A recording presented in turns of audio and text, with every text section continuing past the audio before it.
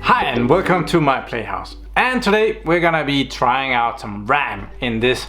Well, it's the FireEye, but it's a Supermicro server. It's an AMD server and it has the 6134 processor, which is an 8-core CPU. Well, I wanted to try and put a shit ton of RAM in it. It has 16 gigabytes already. I'm gonna try and, well, it only has one CPU, so I'm gonna fill that CPU up with, I guess, 128 gigabytes of RAM in 16 gigabyte blocks. And that's because I have the RAM right here.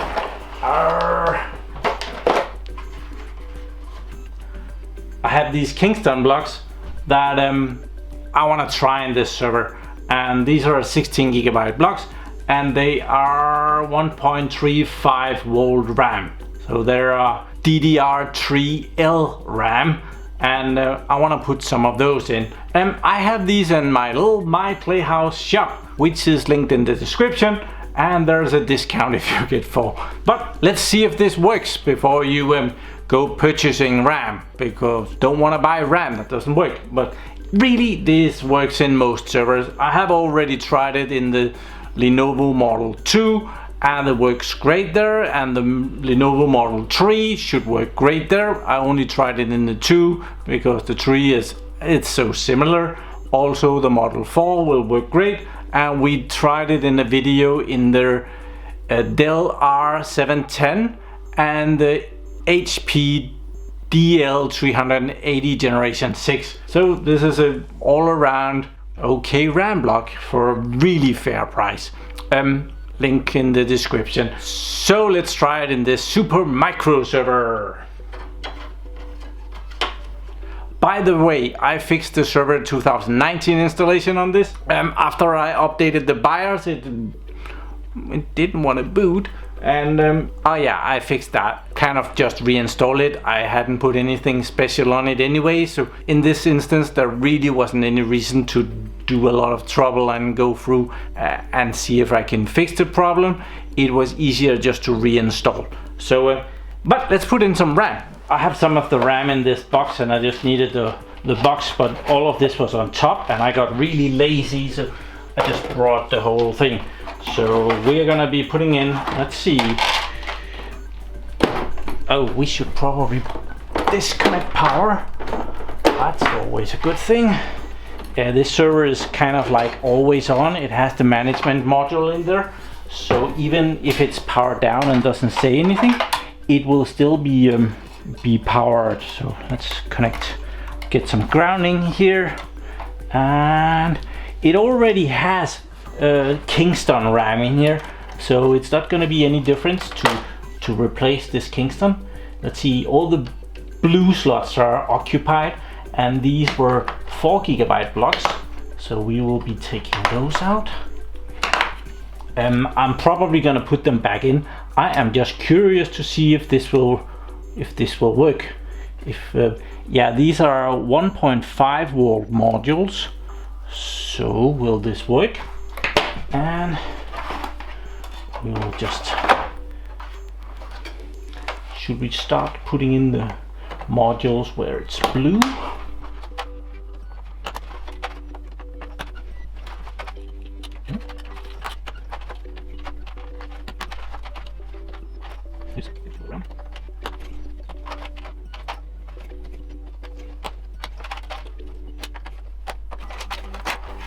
So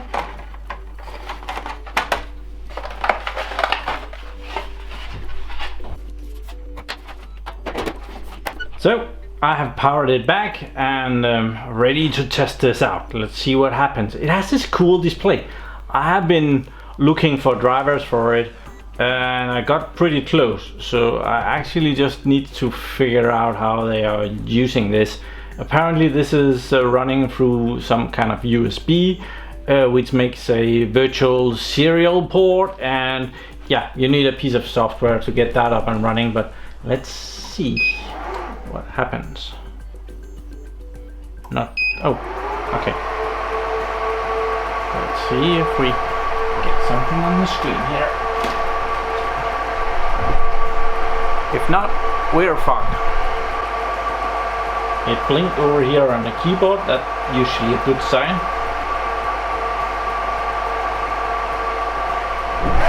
Okay, so far so good. Let's go into the BIOS and see if we are happy.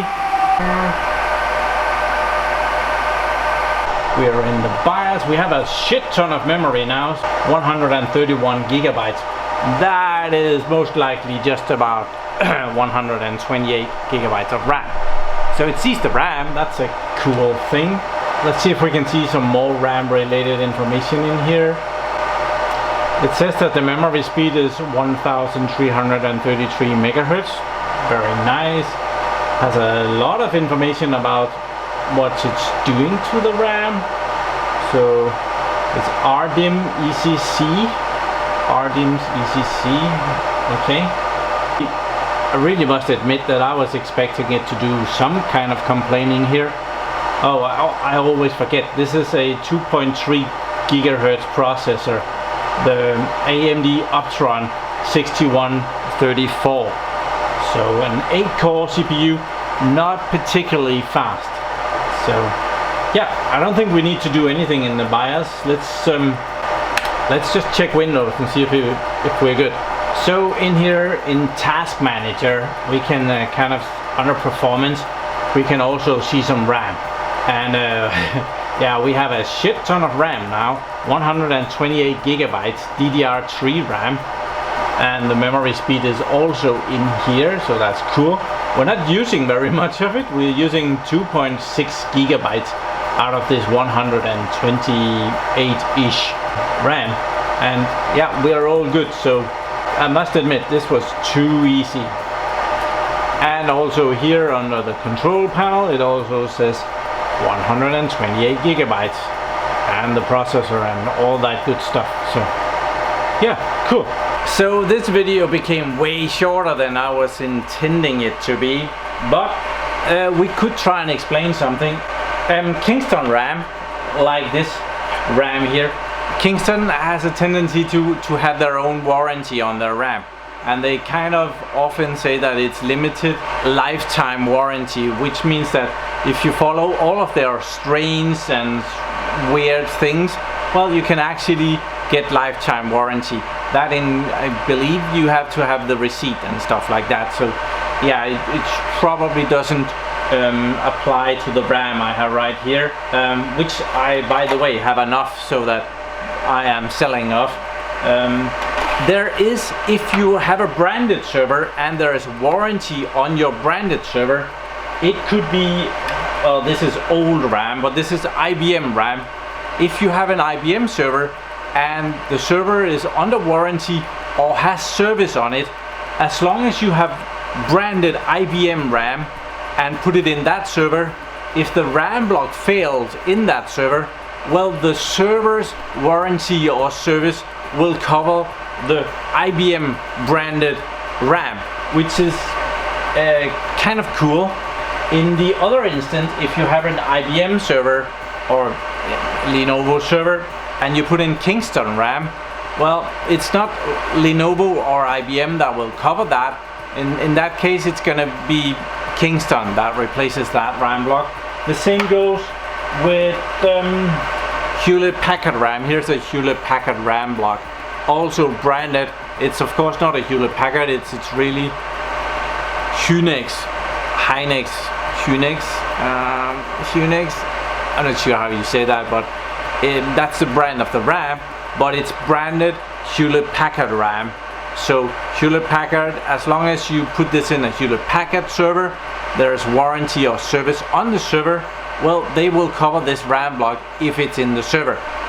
They are getting a bit, they might be a bit suspicious and ask for the log files. I would expect that it's so that they can see that this RAM block has actually been running in this server for some amount of time, that you didn't just take in a bad RAM block and put it in the server and then call in, yeah, I have a broken RAM block, yeah, it's in a server with warranty, I'm guessing.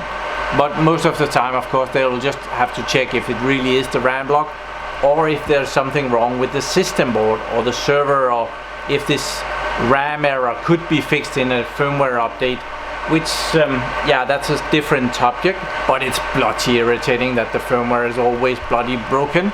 Different topic. So it's clear to see that it's bloody simple to put in more RAM in your server. Just get some more RAM blocks, and this is not that expensive anymore. 4 blocks like this is about 100 euros, and you get 64 gigabytes of RAM in your server for that amount of money. You can do a lot of cool stuff on 64 gigabytes of memory. I'm gonna take these out again because I don't think I'm gonna need 128 gigabytes in this Supermicro server. So yeah.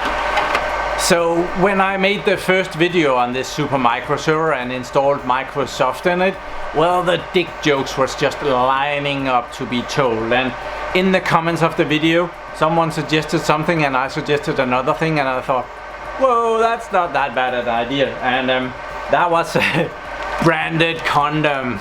So yeah. So yeah, just for fun and giggles, if anyone wants to buy some of this RAM that I have laying around, tons and tons and tons of it, I'm gonna throw in a branded My PlayHouse condom. There's a little text. I'm not gonna reveal it. If you really wanna see it, I think I did post this on Twitter. And yeah, I am not without humor. I found that very amusing. These were bloody expensive to get printed. I really shouldn't have, but well, safety first. So thank you very much for watching my videos. Do subscribe to my channel so that you can see me again, and have a really nice day. Bye bye.